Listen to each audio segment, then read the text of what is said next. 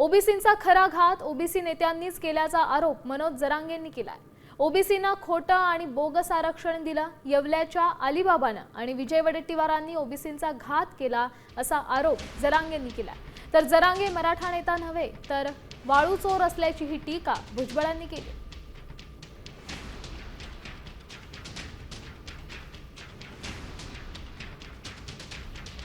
खरं तर ओबीसीच्या 374 ज्या जाती म्हणतायत ना, ते खऱ्या ओबीसीच्या जाती संपवल्याच आहेत त्यांनी। आणि याच्यावरती चिंतन करा ओबीसी गरिबांनी की 374 जाती संपवल्या खऱ्या कोणी।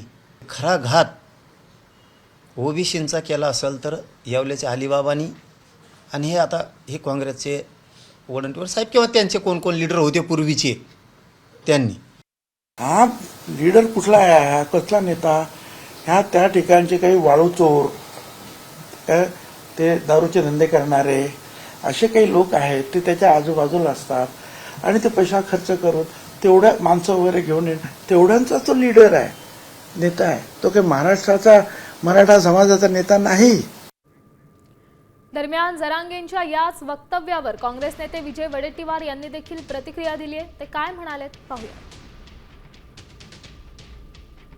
काय बडबड बडबड बडबड बडबड जी चालली आहे म्हणजे अंगात आल्यासारखी।